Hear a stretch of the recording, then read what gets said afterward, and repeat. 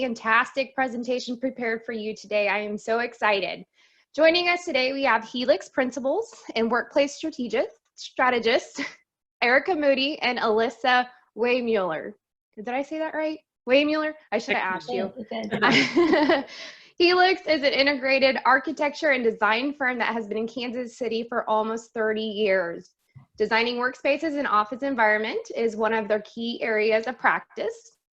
So, as we all are thinking about returning to the workplace, their team has been so gracious enough to share what they are doing for themselves and for their clients when it comes to evaluating the workplace. So with that said, I'm going to stop sharing my screen and give control over to Alyssa and Erika. Thank you, Laura. While Alyssa's getting the presentation started, I just wanted to give a little bit of the rundown today.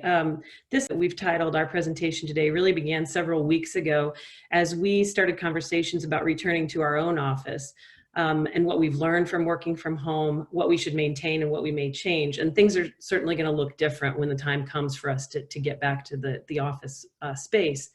And as workplace strategists and designers, we do spend a lot of time focused on workplace shifts and trends, and often our process begins with asking a lot of questions. So for this effort, we began with our own staff, and the ideas that they have brought forth have been enlightening.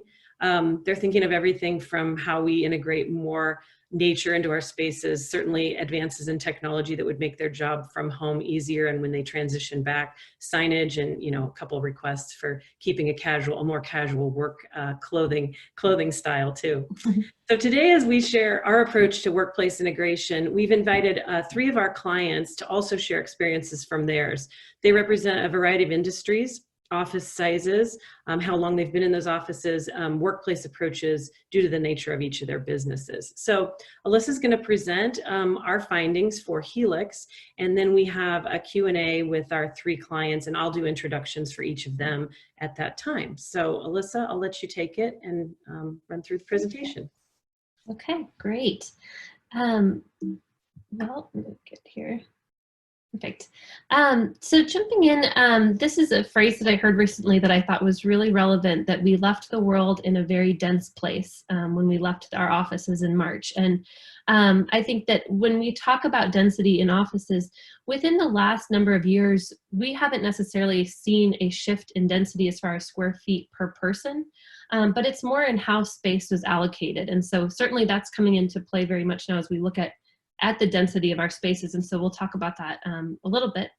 But I think for a long time, we had designed spaces more geared towards, this format on the left, where we had a lot of really large individual space, kind of that me personal space, whether that was really large enclosed offices or large workstations. But it tended to be that that's where the space was allocated. And then we had fairly smaller kind of communal or shared areas. Where in the last number of years, we've seen a significant shift, and it's really a response to hearing our clients want more meeting spaces, more collaborative spaces, more great amenity areas. And so it's meant that sort of the personal space has gotten more dense, but that we still have a lot of these other spaces to use. And so right now we're thinking really about how do we still use those spaces effectively, still having those different choices on where to work, but we certainly have to be conscious of that distance between each person. One thing that I thought, Erika mentioned that our group has had some really great design conversations, and one thing that one of our project architects had brought up was really looking back at some of the ways that physical space has been impacted by infectious disease in the past. And it's really interesting, and I'm only going to touch on just these 3 tiny examples, but certainly interesting if you find it more interesting to go do some reading on. But starting even in the mid-1800s with the modern sanitary systems, water and sewer that we have now are very much due to a cholera outbreak in Europe and their response and kind of findings on that. In the late 1800s and early 1900s, with the realization between sort of dirt and cleanliness, we responded with a lot of the materials in our physical space being these really clean, white, very cleanable surfaces. And some of those are still things that we see today, and I think that's when you really start to see a lot of those introduced. Certainly then even into modern architecture, that in the early 20th century, A lot of response to that connection between access to daylight and fresh air, access to the outdoors, still that more minimal feel, less places for dirt to hide, and more of those clean light surfaces. We've also had disruptors on a much different scale to our physical workspaces, and disruptors of much different kinds. Image that you see on the left is workstations. When workstations as we know them today were kind of invented in the 1960s, and we all still sit in some format of something that was influenced by that innovation. We can't ignore, I'd say, the biggest disruptor by far, technology. In the access to technology, we have the physical technology, and certainly now all of the different mobile options that we have that have provided all of this different choice in where and how we work. One of the disruptors we've also seen in the last couple of years is the co-working model, that we know that companies have way more options in how and where they work. And this has been a format, whether it's a client that actually utilizes a co-working space, or more just wants to take some of the elements of that they found really effective and implement it into their own space. But it's something that we're certainly talking about a lot. So where do we go from here? In the last 8 to 9 weeks, we've seen a significant, really rapid shift in the way that we're all working. And so what does that mean as a disruptor when we do start to go back into the physical office space? And that's where we really see this really integrated approach, integrated workplace, that I believe that we're going to see a fluidity between working from home and the physical office. Before, when we were just talking as a group, more and more findings are getting feedback from people that, there are elements of working from home that people are really enjoying. And I think organizations are going to embrace that on different levels. But then that means that transition between the physical office and working from home has to be really fluid and effective. Along the same lines, creating a technology experience for your clients and employees is going to be really top of mind, in the same way that you think of your own office space and how you host a guest. What kind of experience do you want someone coming into your office to have? We need to do the same with the technology experience. So making sure that everything from our sound and what you see is really, it still feels like it's in line with your brand all the time. I think we're going to see an evolution in how we structure our time, as people think about, why do they need to go back in the office? What are they going back into the office for, especially in the immediate future? I think we're going to see organizations that really get creative in how they structure their days and when they're bringing people back into the office. And then certainly an enhanced commitment to employee wellness. This has certainly become a really prominent conversation in the last couple of years. And I think it's only going to be heightened now, as we are all going to have a more heightened awareness of our own health and our own kind of ownership of our health. And we're going to have buildings and workplaces respond to those with spaces that support individual wellness. So where do we go from here on physical office spaces? As we do start to think about going back into the office, what kinds of things do we need to implement? And as Erika said, we've had some really great discussions within our team. This is our Helix office upstairs, and you can see we sit in a very open space, very wide open, great spot right in the crossroads. But really great connections with our team on, we've done Zoom calls almost every single morning with everybody, just as kind of a regular check-in. We've also done one-on-one conversations with most of our associates, just to ask, how are things going at home? What is your ideal workspace look like, and work schedule look like when you do go back? We've had these design discussions I mentioned, and I'd encourage everybody, you don't have to have a team of architects and designers to have those kind of conversations, to ask people, why do you want to go back to the office? What do you miss? What are you looking forward to most? What should we do differently in our office when we get back? And we've also talked about surveys with a lot of our clients on just how are you, depending on the size of the organization, maybe a one-on-one conversation isn't realistic. And so the idea that you could go out and just get a check on where everybody is and what are people concerned about before they go into the office. So these next 4 pages are diagrams that we've put together on our own office as we start to think about sort of what are our house rules going to be, and some of the changes that we'll make going back into the office. You'll see both of our floor plans here. We've chosen to show in this model kind of a 6-foot radius or 6-foot diameter circle around everybody that that's sort of your bubble. And as long as your bubble is not touching somebody else, that you are at least 6 feet apart. And so we did this real exercise really to look at things like our conference rooms. You know, where do we need to take out some seats to make sure that there's a safe number of people using that space? Where should we maybe pull apart some of our other meeting or, you know, collaborative furniture to better serve what collaboration might look like in the next couple of months? Even our workstations, you know, we're still evolving in this conversation that, you know, you can see our desks were facing each other, and while even if we're meeting that 6 foot distance from each other, psychologically, do you feel comfortable facing somebody that close? Or do we need to think about maybe reorienting and using some of our furniture just in different ways to make people feel comfortable when they're in that space?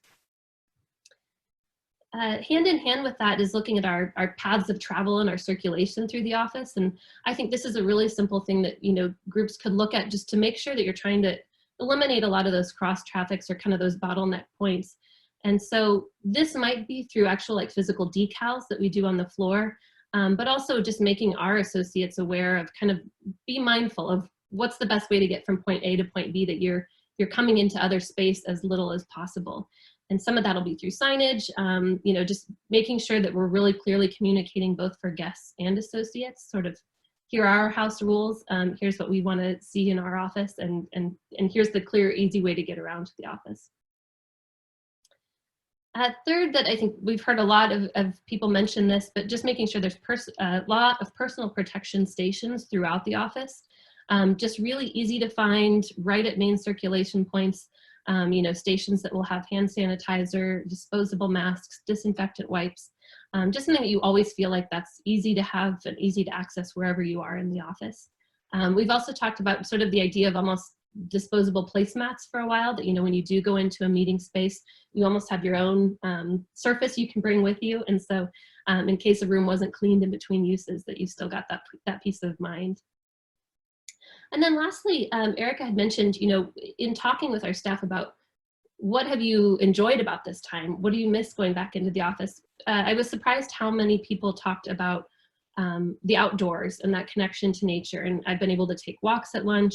You know, I've been doing more in my garden. I've loved, you know, being just in and outside more. And so while these things aren't necessarily COVID specific responses, we like the idea of in our own office, you know, finding ways to bring in more fresh air, bring in more plants, but let's try and so let's learn some lessons, you know, by those things that people have really enjoyed. How do we introduce more of that into our own space?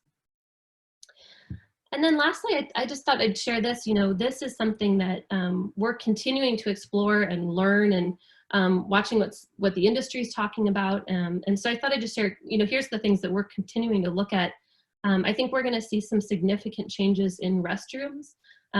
There's been some interesting articles this week, but the sort of typical American restrooms as we've designed them with stalls and everything else are really a challenge from a cleanliness standpoint. And so how do we think, you know, architecture is going to change moving forward in the approach to those spaces? Also looking at the details of some of these shared amenities. Even on our kind of pre-call with this group, we talked yesterday about, you know, the shared milk. We can solve for the coffee, but what about the shared milk or the shared snacks? And so how do you start to address some of those house rules in the safest way possible?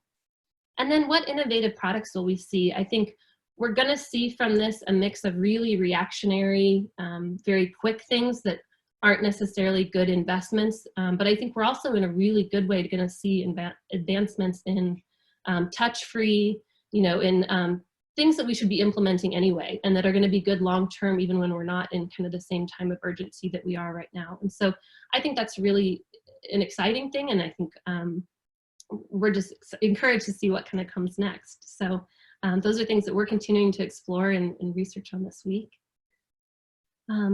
With that, so if you have specific questions to these diagrams, we're happy to talk through, you know, just share sort of the process we went through. And like I said, those are continuing to evolve, and we want to be a resource, so we'll continue to share those as we kind of change that or evolve that, the initiatives that we're going through. Excellent. Well, thank you, Alyssa. As I mentioned, we also wanted to invite a couple of our clients today so that you could hear more specifically from their experiences. So what I'd like to do is I'm going to introduce each one and have everybody, Scott, Dave, and Janet, just speak a little bit to maybe how your organization is doing right now, what you're doing, maybe some timelines, how people are working from home, and then we'll get into some more specifics. So first up is Scott Miles, and Scott is the Managing Director of Operations at DEG. DEG is a full-service digital agency that delivers data-driven marketing, commerce, and collaboration solutions. You have about 350 people worldwide, and headquarters here in Overland Park, with a good portion of the team being here in OP. Scott is responsible for the team that's going to lead the building and executing the return to workplace. So thanks for joining us today, Scott. And if you wanted to maybe just talk a little bit about what DEG is doing right now in response to COVID-19, how everybody's working from home, and where you're kind of taking your next steps. Excellent. Thanks, Erika. Yep, Scott Miles with DEG. We have actually we have 5 offices in total, and as you mentioned, our headquarters is here in Overland Park. We've been working at home in all of those offices since March 13th, Friday the 13th. We set up our infrastructure to allow work from home. The team is doing, our productivities have actually increased in some pockets of the business. People are our business, so as we move forward, we've got some guiding principles that we're working our return to office plan around. So health and safety is absolute #1 priority. We are actually taking an extremely cautious wait and see approach.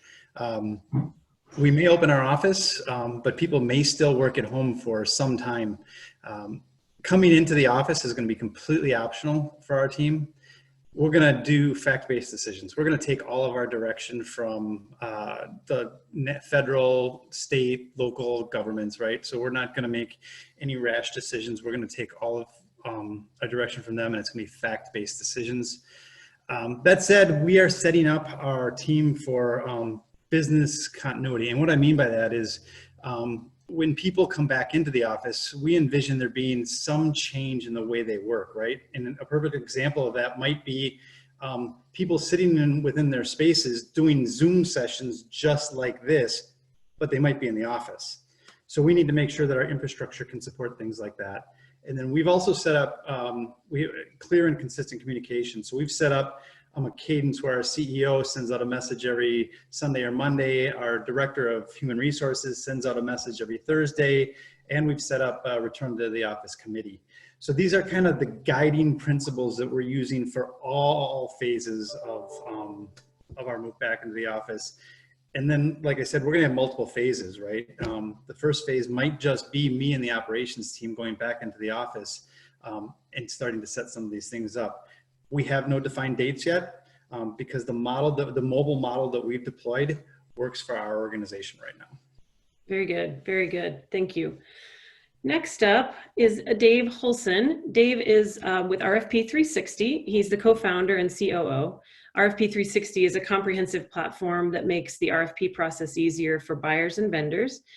You are a fast-growing tech company here in Kansas City with your headquarters in Leawood. You've got about 43 members currently.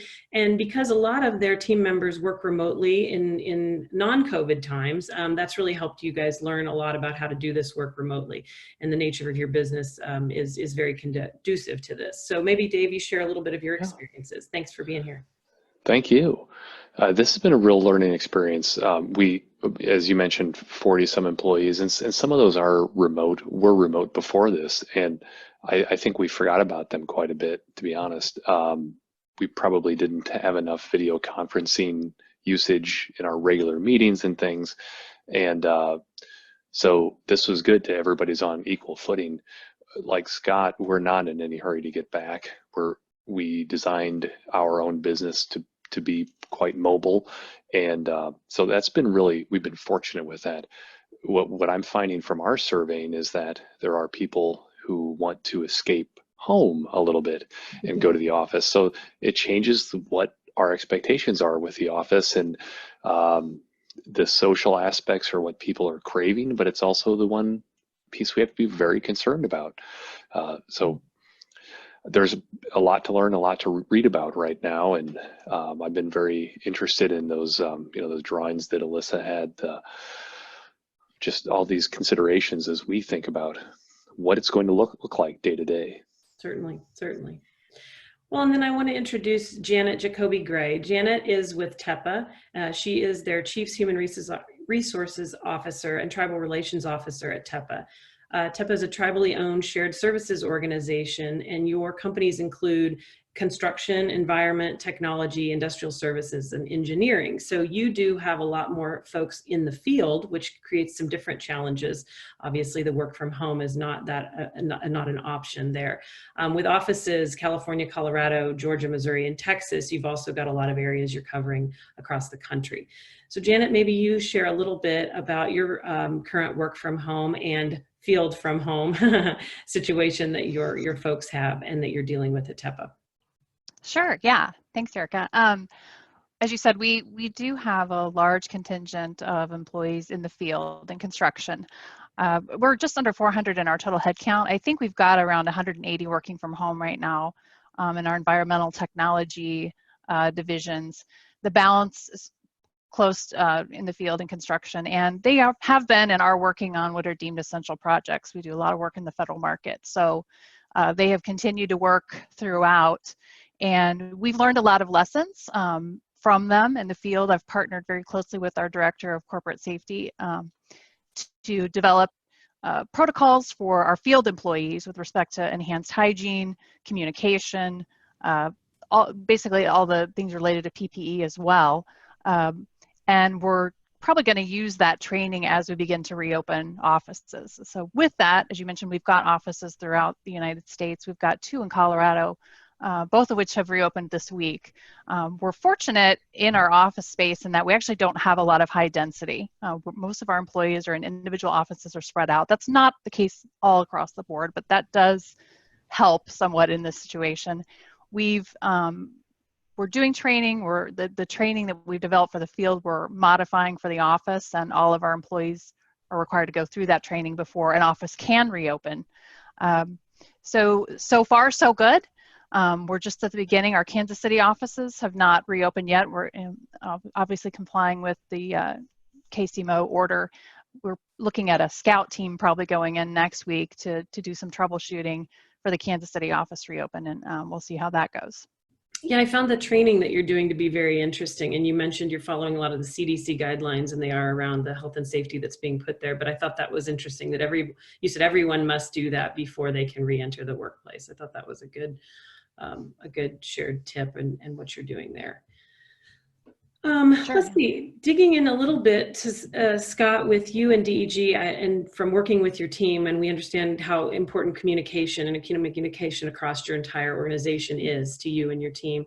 You mentioned in our pre-call a little bit about how you're going to survey and what you're hearing from your staff and their concerns. Can you talk a little bit about what you're doing now, and maybe as you do get closer, as you mentioned, to reopening the workplace, and it may not be a required mandatory, re-entry, but sort of that soft opening, if you will, and how you're gaining some feedback from your team members? Yeah, so we've done a couple of things. So one thing we did, we want to be conscious that different people are experiencing this at different levels. So we actually use Slack extensively.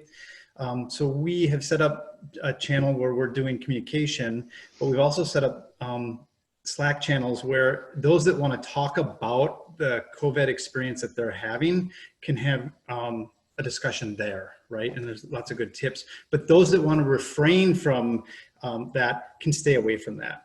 We've also set up the cadence that I discussed, where our CEO is sending things out on early in the week, and then our HR director is sending out a different communication later in the week. And then as it comes to survey, we are absolutely going to do a survey. But since we don't have a move-in date yet, we're going to do it 2 weeks before we decide to move in. Everybody out there knows that things are moving and new information is coming out, and things are shifting, if not weekly, daily. So we want to put that survey as close to our move-in date as possible, so we have the latest information for how our team members feel at that point before we move back in. Very good. Very good. Dave, switching a little bit, you have recently moved into your office. It's been a little over a year now, right at? Yeah. Yeah. So with kind of that new space, you've just recently gone through a lot of conversations about how you wanted that space to act and to operate and the sort of the activities and things that you wanted. What have you seen as been some challenges maybe with working from home, and how has that impacted your culture, not being able to be in that new space that you just created to really to share those experiences together? Mostly sadness every time I write the rent check. But the the I've been really impressed at how much people have adapted quite quickly, and we also use Slack, and so there are a lot of these conversations going on, which is great, and they might even be more, I don't, they might cross boundaries that may have been even imposed just from where people sit, and so having these topics that people can Slack on throughout the day, I think has been really interesting. uh, Team lunches and things. I know that's something Helix does, and others do. And so there's been a lot of really fun things that go on that even in the office, not everybody took lunch at the same time or did a little fun trivia thing. So uh, we've been really fortunate, and but it's also challenged, as we talked about in the prep call, our expectations about going back. And so, you know, had I known this, we would have probably planned the office a little bit differently, you know, as most people would think, maybe less square footage and things, or a difference in layout. But as we think about going back, and some of the comments I've seen in our own surveys, uh, people want to see their coworkers every once in a while in person. And so I think that less so the work spaces, but more so the the lounge type spaces. So if they can distance themselves but be sitting on couches and have a conversation in a safe way, that'd be great. Not sitting around a conference table, but sitting around, you know, on the edges of the room, and just being able to work in proximity. That's what I've heard, especially from single employees who don't have maybe the benefit, I'll call it, of a bunch of noise and things going on in their own homes. And so they want a little bit of background noise and banter going on. And Mhm. those are hard to do in isolation. You can't open up a Zoom call and just talk with your coworkers for hours at a time, and some of them do. You know, it's interesting you Yeah. said that. We started a couple weeks ago after we do our all office call. There's a chat room feature in Zoom where you can do breakout rooms, or not the chat that we're talking about. There's a breakout room. And so we've tried that a couple mornings, and it's just random that we've put people in these breakout rooms really for that water cooler banter, that talk where you Yeah. pass someone in the hall. And they were really popular because people were missing that, like you said, that they just couldn't call up a Zoom. It felt very formal and very prescribed, that you had to set a time and so forth. So that's been kind of fun for us.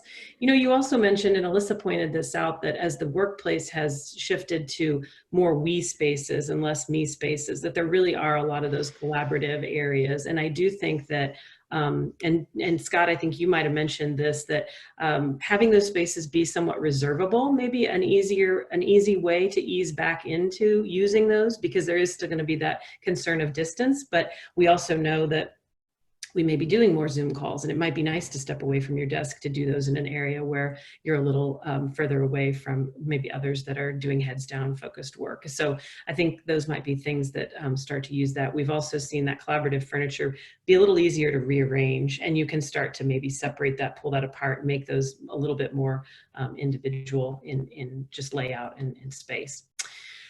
So Janet, HR resources, and with the needs of your group being so different, how are you balancing the concerns that are coming in? I think someone represented to me recently that if we were all on a spectrum, 25% of us are ready to get back to work. We're good to go. There's not a lot of anxiety. 50% of us are kind of watching it daily, and our anxiety levels and things kind of go up and down. And then there's 25% that have real concerns, and maybe even that they have, key people they're taking care of in their family and homes. And so we kind of have that spectrum, got a lot of different people asking for a lot of different things from you. How are you balancing those needs and priorities and concerns?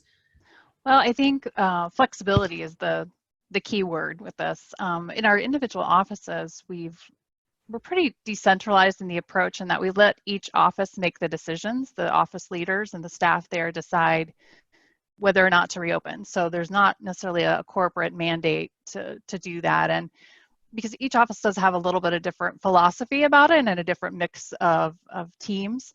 In the offices that have opened to date, certainly the feedback we've gotten, and those also have, those offices in particular have a hybrid of construction folks and people that normally work from home. So I do think there's been some influence there because of folks that have just continued to work in construction, work throughout.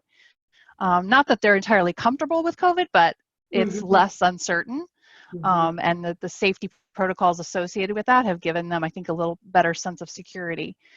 Within our Kansas City office and Sacramento, which have not opened yet, we're doing, like I said, a scout team in Kansas City to run down the logistics, but also going to be relying very heavily on what we call our frontline supervisors and management to be proactively communicating with their staff and giving them a forum to voice concerns.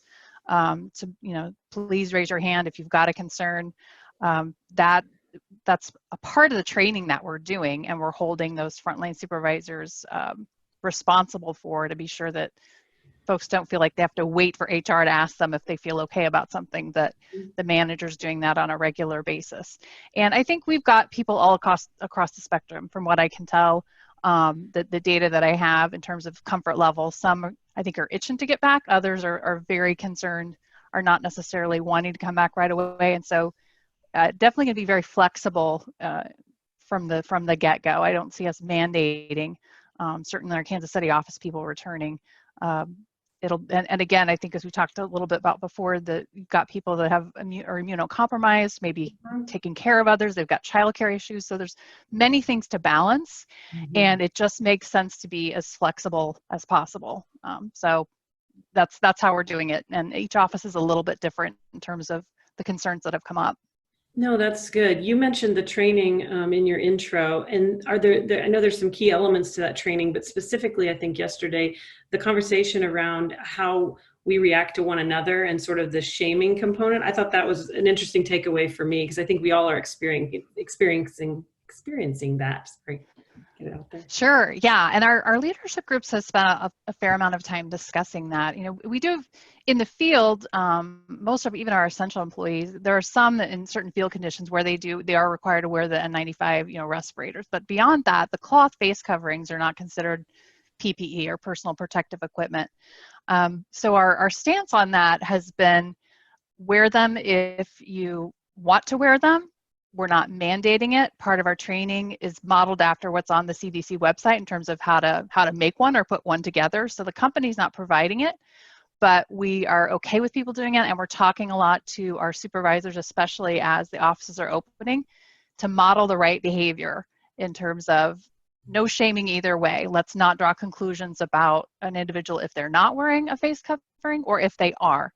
And that's, again, if the leadership can be all on the same page with that, you know, I think we tamp down a lot of unnecessary anxiety related to that in an environment that's already anxious. So it starts with our leadership, our managers, and we've been very clear, you know, pre-opening with those that they're not to be making comments, you know, or assumptions about folks one way or the other in terms of what they choose to do. Yeah, I think that's really good. Scott, shifting gears a little bit to workstations, and I know just from working with you all, you have a variety. So you have some private offices, and then you have some workstations that are a little further apart, and maybe some benching systems that, for those that don't know, is almost like working at a big table. And so you mentioned yesterday in our pre-call some things you're thinking about and how you're going to sort of separate folks and get some spacing between everyone. Yep. So we went through for the standard cubicles, and we measured, and we actually have between where people sit, we have 6 feet, and then we have elevated cubicles with the barriers on the top of them. So for those spaces, when we get to the stage where we're moving folks back in, we think we're okay. We are analyzing stand-up desks within those spaces, because then at that point you get above the separation within those cubicles. For the benching, we have a good amount of benching, but we're lucky enough to have just 1 year ago, opened the last remaining wing of our space, and we have 24 extra benches so that we can take people and actually spread them out across them. One change that we do probably see coming through this, though, is more hoteling. Right, so Erika mentioned reservable spaces, reservable communal spaces, as well as reservable places to work, right? So those people that just need to come in for one day, they'll be able to reserve a spot that'll have all the amenities that we need for them, and then they just plug in and go. So that's the way we're kind of looking at adjustments for some of our workspaces. And then to your amenity areas, what are you looking at for some of the, you have some great cafes and some food service shared spaces. How are you thinking about those moving forward? It depends on the phase, right? So for the initial phase, I mean, it's our opinion that things are gonna start off more strict and then become less strict as things progress, right? So initially within our cafeteria, we're gonna have one-way traffic. We're gonna limit the number of people into it. We're still having debates about coffee because it's not the coffee that's the issue. It's all the fun stuff that you put in the coffee. Yeah. Where the issue is, right? On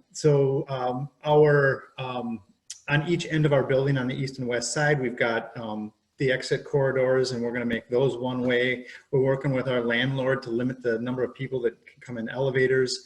So those are some of the main things we're going to do within those public spaces. Excellent, excellent. I'm getting a notice here that maybe there's a couple chat questions, and Alyssa, Yeah. specifically, I might kick one over to you around some elevator questions that are coming in. Okay, go ahead. Maybe that's, I don't know if you've seen the exact question asked, but you can kind of address. The question, has there been any successful models for vertical access without bottlenecks in the lobbies waiting for elevators for high-rise buildings? And I think heard a couple of different good conversations around this. I think some that are more operational and some that are kind of physical distancing. So I think one of the most successful ways would be to encourage anybody who is working in a high-rise building to within your organization and even within the building, but to look at staggering times people are coming and going from the offices. That's going to be the best way to eliminate, that you have a lot of people who are all showing up at 8:30 in the morning. So as much as you can stagger for some of those early birds that they're coming in, first thing, and maybe it's on 15-minute increments, just so you're reducing the number of people that are trying to access the building and then leave the building at the same time. Also seeing it is, so that hopefully you're taking away some of that bottleneck, but when people are waiting for the elevators, I think, so I've seen some successful examples that people are working on sort of floor decals that are a reminder of what a 6-foot distance, maybe as people are queuing for the elevator, looks like.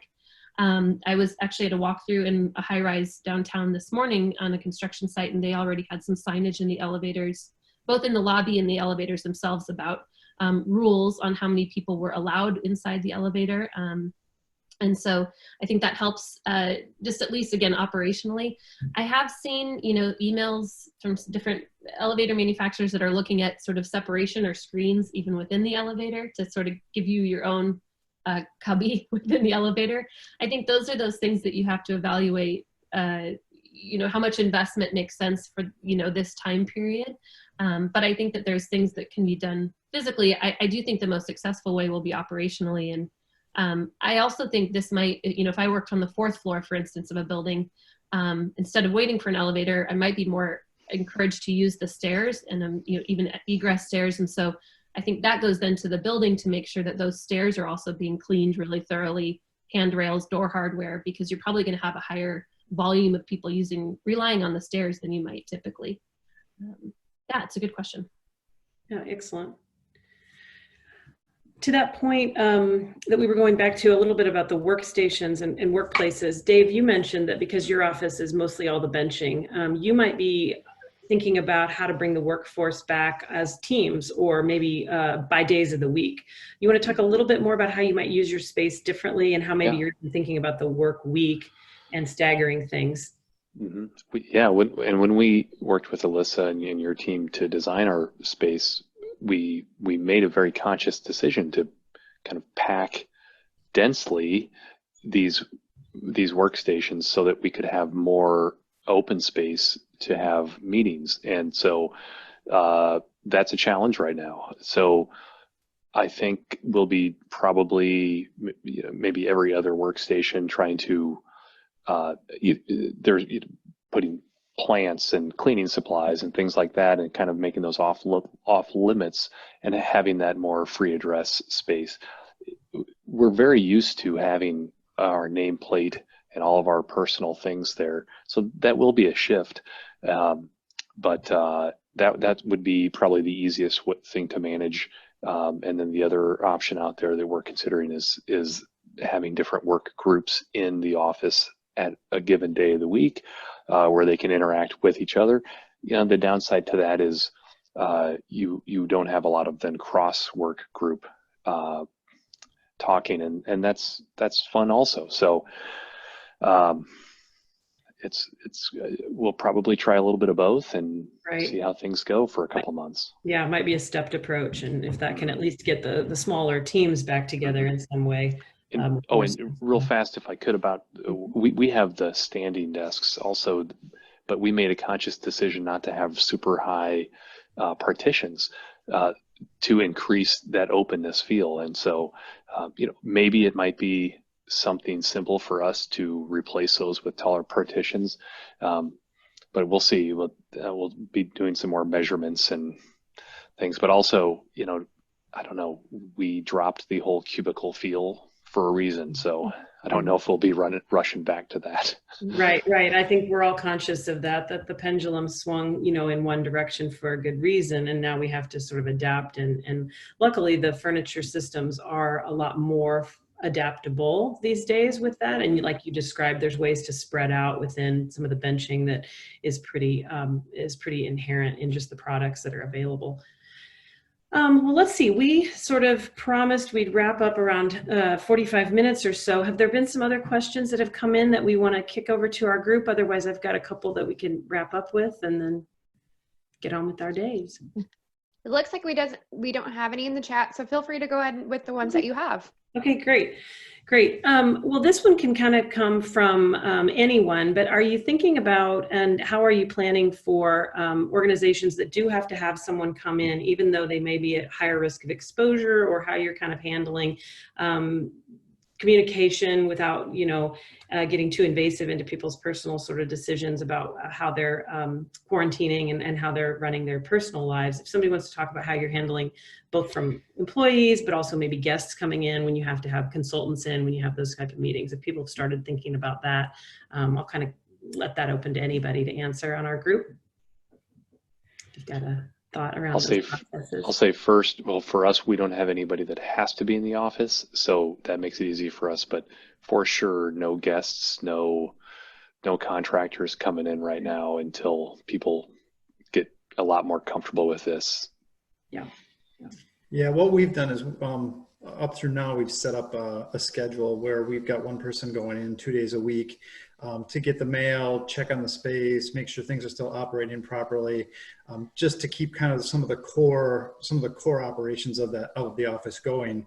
And then my network service team, since we are still doing some hiring, is going in and putting our computers onto the network so that from home they can provision them.